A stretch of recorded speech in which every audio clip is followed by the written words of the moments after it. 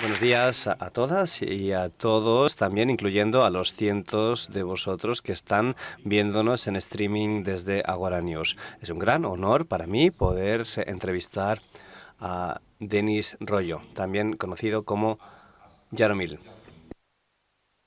Un segundo, Jaromil, como nos ha contado Natalia, Jaromil es el fundador de Dyn.org, activista, programador, creador de aplicaciones de software de fuente abierta para todos. Si le preguntamos cómo definiría su trabajo, contesta que es un hacker.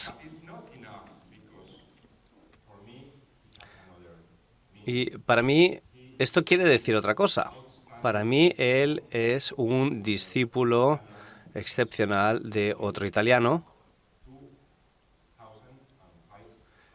que vivió hace muchos siglos en Italia, en la isla de Sicilia. Estoy hablando de Arquímedes. Arquímedes también era filósofo y una persona con mucho conocimiento técnico, era también científico. Y Jaromil no solamente es un programador, también es, y sobre todo, un gran filósofo. Es un investigador en filosofía y tecnología, y eso hace que tenga este carácter tan único. Como podéis imaginaros, Jaromil nació en Italia, en Abruzzo, junto al mar Adriático, pero hace tiempo que decidió irse del Adriático a los canales de Ámsterdam. Tal vez el viento del norte de Europa es más saludable para desarrollar el pensamiento que en el sur de Europa.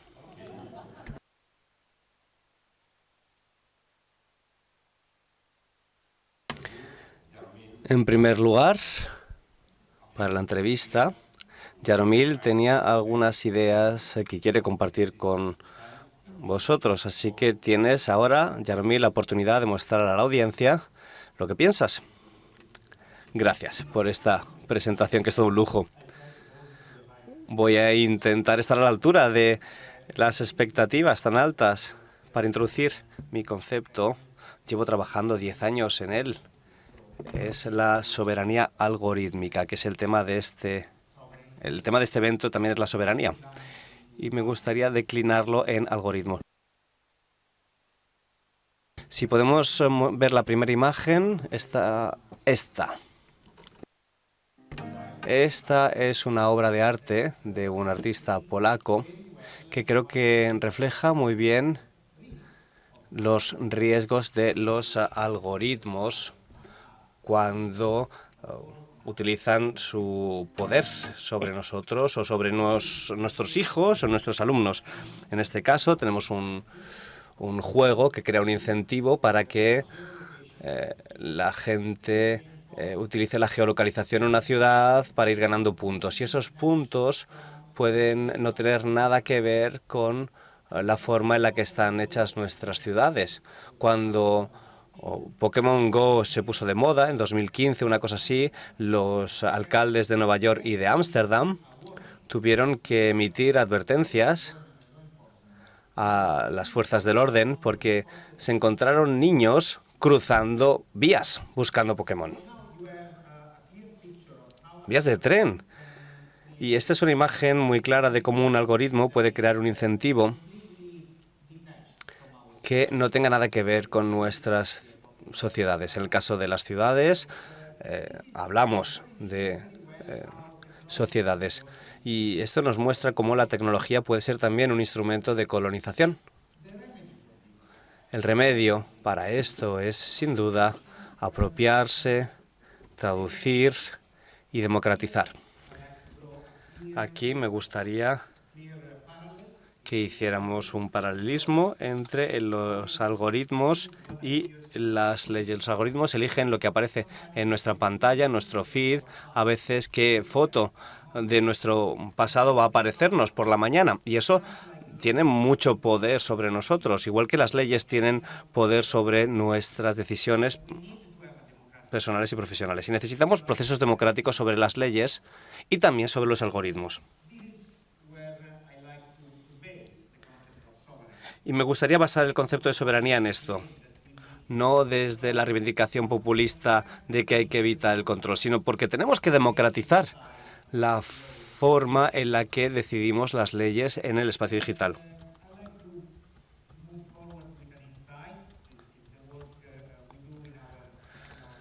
En nuestra organización, en Daim.org, trabajamos sobre todo desarrollando software. Si vemos la siguiente diapositiva, aquí, no, la de antes, esa. No, no está, pues no está, no pasa nada. No pasa nada, os lo cuento yo.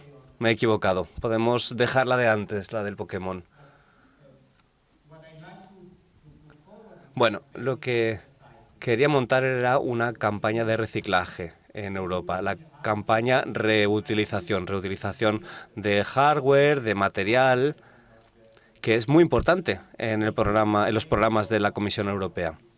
Y es importante para la sostenibilidad de la sociedad. Es la economía circular, hay muchas formas de llamarlo. Pensad en esto y pensad en los datos. Los datos también son un bien muy presente en nuestras ciudades. Las ciudades son asentamientos densos con deseos, necesidades que van muy rápido. Así es como Airbnb y Uber están haciendo su negocio. Muchas veces no tiene nada que ver con el funcionamiento real de las economías. Por un lado, no tienen nada en cuenta el equilibrio que se había establecido antes.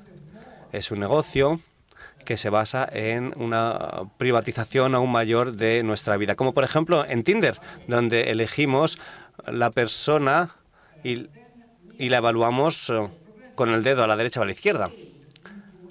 Cada vez somos parte del juego de otra persona y no tenemos ni control, ni entendimiento, ni comprensión de las reglas. El reciclaje de datos, en lugar de que se quede almacenado en silos, permite que haya más emprendimiento en el sector privado para utilizar estos datos de forma más transparente. Los poderes públicos tienen que considerar los datos como un activo. Las grandes empresas utilizan esos datos en silos para ganar dinero. Uber, Airbnb, Facebook, todas estas empresas tienen un gran activo que son los datos que acumulan a gran velocidad en tiempo real. Y estos datos los producen nuestras propias sociedades.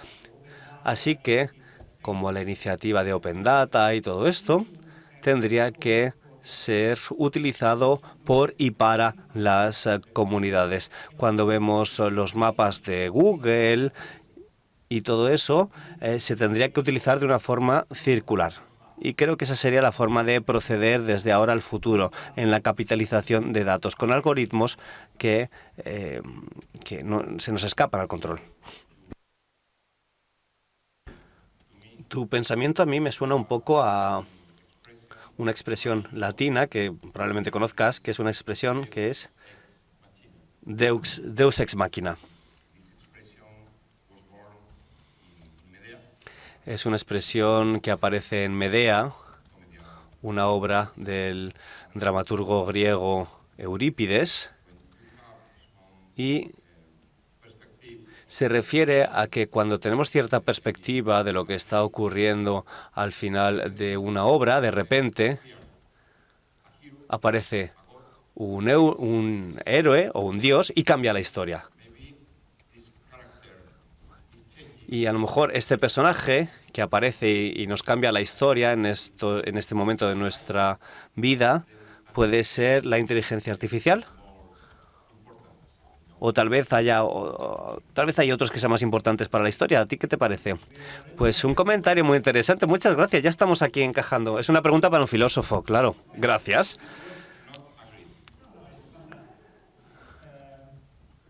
Fantástico. Mira, pues la idea de ese Deus ex machina o ese héroe con alas, bueno, también aparece en la historia, en los libros de historia. Se trata de alguien que te entiende mejor a ti que tú mismo a alguien que tiene un conocimiento en la materia que es mayor que el tuyo y que no se trata. Este no es Prometeo. Prometeo hizo un intercambio con los dioses. Él no te va a, ahora, en este caso no te dan ese conocimiento, sino que se abre una puerta. Ese Deus ex machina se retrotrae. Bueno, en ese caso la máquina, se habla de máquina por las máquinas que se utilizaban para representar a esta figura en el teatro, para representar a un dios, a un Deus. Esa es una reflexión importante porque nos retrotrae a la idea del propósito de la tecnología. Y mucha de la tecnología que tenemos ahora está hecha para que los dioses nos entiendan a nosotros, es decir, para que las máquinas nos entiendan a nosotros. Y así se saca mucho beneficio. La mayoría tenemos análisis de datos, minería de datos, inteligencia artificial, muchas máquinas que dicen que nos entienden mejor que nosotros mismos y que nos dicen qué tenemos que hacer. Es algo artificial.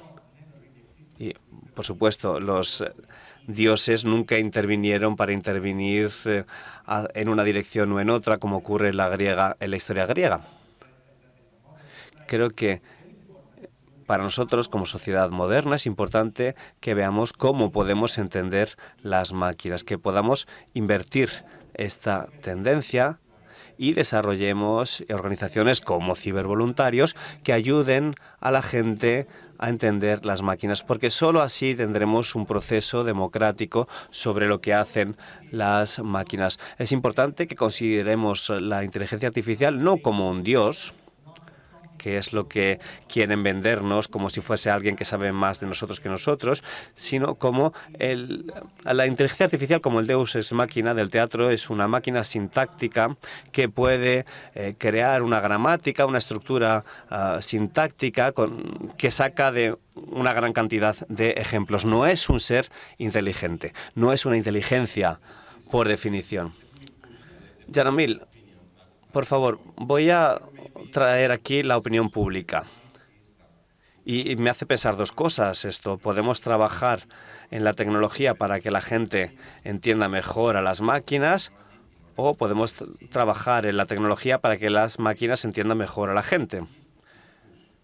Entonces, quiero forzar vuestra opinión. ¿Quién cree que deberíamos trabajar en la tecnología para que las máquinas entiendan mejor los pensamientos de las personas? Levantad la mano si pensáis esto.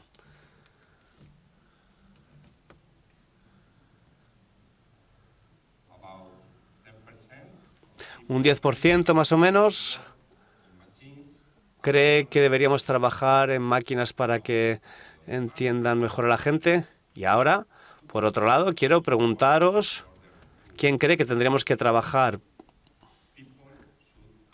para que la gente entienda mejor la máquina?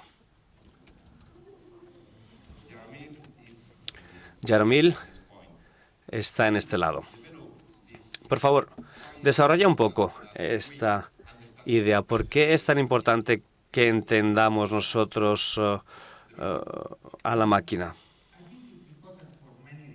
Creo que es importante por muchas razones, pero yo elijo una, que es una característica de la tecnología de IA moderna. Es el determinismo. Las máquinas deterministas son máquinas que producen un resultado, y de ese resultado podemos retrotraernos a lo que se ha metido. De lo que sale podemos ir a lo que ha entrado. Por eso la criptografía es muy importante para la logística, para la ley, para la autentificación y otras funciones. Si perdemos el determinismo, entramos en otro dominio, en otro terreno. No estoy diciendo que esto sea bueno o malo, pero es otro terreno completamente. Es como la diferencia entre física y química. En física podemos invertir el proceso, podríamos casi rebobinarlos. En química no. Y eso ha creado dos sectores muy distintos. La química se basa en las patentes y no se puede ir al revés. Sin embargo, la industria basada en física sí que puede hacer eso y sí que puede ir hacia atrás y las patentes pues no son útiles. El determinismo es importante en la democracia y las elecciones. La aplicación de IA puede ser peligrosa porque cuando no podemos trazar de dónde viene una decisión y decimos, es una máquina de deep learning, de aprendizaje profundo, no podemos ver de dónde viene, pues ahí estamos perdiendo esa trazabilidad. Si le preguntamos a un abogado buscar quién es responsable de un crimen cometido por máquinas, porque las máquinas pueden cometer crímenes y eso lo garantizo, que van a cometerlo. En ese punto, y se está debatiendo mucho, ¿quién es responsable de ese crimen? Lo que yo quiero esperar, y esto es otro tema, es no pensar en quién es responsable, sino utilizar un enfoque de justicia reparatoria y preguntarnos cómo ayudar a las víctimas del crimen, lo cual es una pregunta que muchas veces no se hace. Estamos en una situación en la que ni siquiera sabemos cuáles son las causas del crimen y tendremos esta situación porque tenemos un proceso no determinista y después tenemos que buscar no solo los responsables, sino cómo ayudar a las víctimas. Tuvimos una situación en los Países Bajos cuando el sistema de subsidios tenía errores en las aplicaciones y no se dio ayudas sociales a madres solteras y grupos vulnerables de los Países Bajos. Tenemos esos problemas y muchas veces la conversación va sobre quién ha hecho esto y cómo se ha aplicado, en lugar de resolver el problema. Y creo que esta es una espada de doble filo. Muchas veces la atención se la lleva la tecnología y no la gente.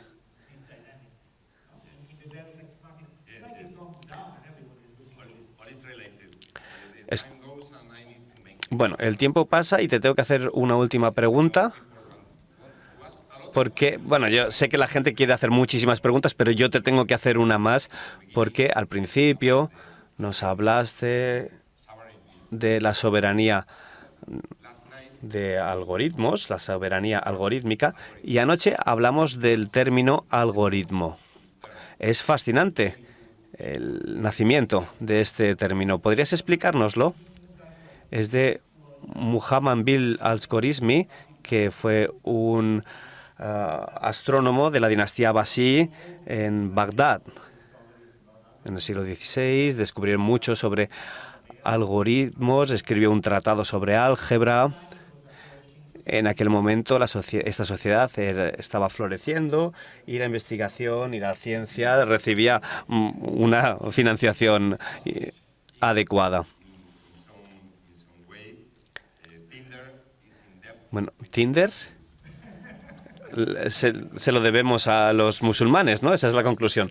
Bueno, pues los algoritmos deciden nuestras vidas, no solamente para el sexo o el amor, sino también para la financiación de un proyecto de emprendimiento. Cuando un banco tiene un algoritmo que tú no sabes lo que es y que da una respuesta que puedes entender o no,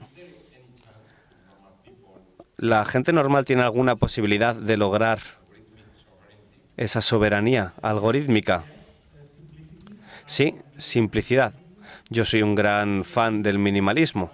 Compartir conocimiento en lugar de continuar con toda esa, entre comillas, innovación disruptiva. Y también me gusta mucho que se aplique la tecnología en todos lados. Como, bueno, con Giorgio, estoy encantado de haberte conocido, que escribiste una extensión que quita el script de los exploradores, o te da la opción de quitar los scripts. Y la última diapositiva, no sé si la podemos ver, es un ejemplo sobre cómo podemos interpretar las tecnologías en nuestras ciudades y cómo podemos ver si la tecnología no era necesaria. ¿Podemos avanzar, por favor? A la siguiente imagen. Sí, despacio.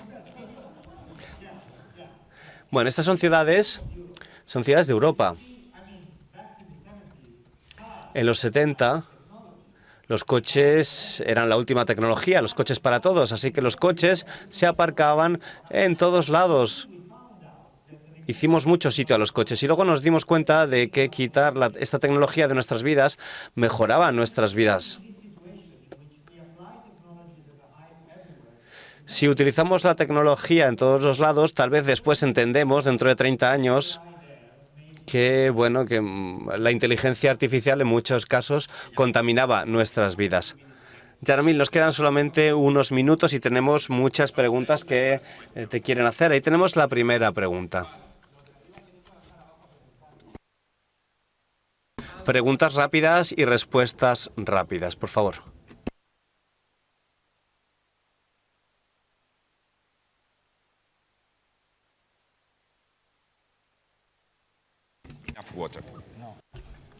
Nunca hay agua suficiente. ¿Puedo en español o...? Adelante. Mejor español. Adelante. ¿Cuál es la mejor forma de ser dueños nosotros mismos de nuestros propios datos, ¿no? ¿Qué piensas tú que sería lo mejor? Porque a mí me van diciendo hoy en día, ¿no?, lo de blockchains, que es la mejor manera de hacerlo, pero no sé, quiero saber cuál es tu opinión y si crees que el gobierno o los gobiernos tendrían que tener cadenas dentro de esta blockchains, ¿no?, y ser dueños de una parte de esos datos. Bueno, no sé. Entiendo. Just as I said, Como he dicho, las tecnologías siempre son un peligro. Blockchain ha estado en auge en los 10 últimos años. Es interesante contar con un sistema determinista que sea ajeno y para el cual la gente tenga que rendir cuentas por las decisiones para poder monitorizarlas. Hashgraphs, la capa distribuida, son otras opciones muy interesantes. Guilties como Distributed Ledger y otras precisamente surgieron para quitar poder a los bancos que podían ir a una base de datos y ver un montón de cosas de los clientes. Después de eso, pues claro, hubo un gran auge enorme de blockchain. Yo trabajé mucho con blockchain, así que no voy a decir nada. Pero es muy interesante porque es una herramienta determinística. Es decir, determina cómo se puede ir hacia atrás, rastrear hacia atrás. Trabajamos con consultores del sector energético para autenticar la energía que de verdad es renovable y que pueden recibir subvenciones y subsidios para comunidades o para logística. Hay muchas aplicaciones más allá de las financieras que sí que ayudan en varias verticales de determinismo. Se basan en el determinismo. Muchísimas gracias. Una pregunta más. Aquí en los primeros sitios. Venga, las primeras filas. No todo el mundo lleva la misma velocidad.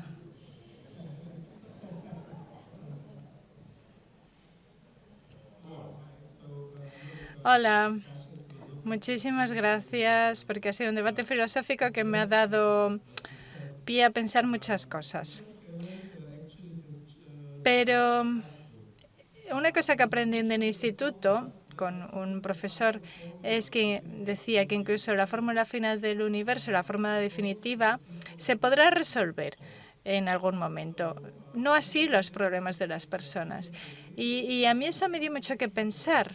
Pero aquí quería decir dos cosas. Aparentemente estás muy orgulloso del determinismo, te gusta mucho, pero lo que vemos en muchas obras científicas es que Incluso en la computación cuántica hay cálculos que se pueden hacer en un continuo, que es lo contrario del determinismo, ¿no? En la teoría computacional uno puede pensar, prever que en un futuro cercano vamos a poder resolver absolutamente todos los problemas computacionales, pero no de forma determinista.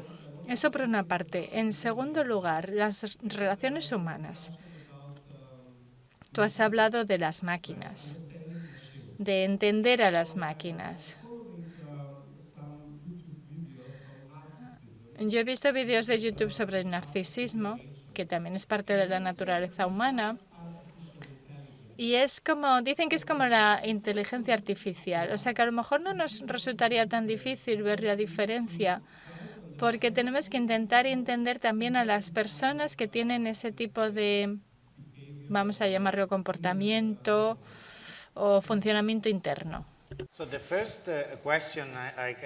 Bueno, a la primera pregunta sí que la puedo responder fácil. No sé si también la segunda. Lo que has dicho es que, bueno, como fotógrafo hay una parte de las matemáticas que sí que tiene eso muy claro. Tenemos algoritmos cuánticos probados, criptografía similar, que va a funcionar siempre.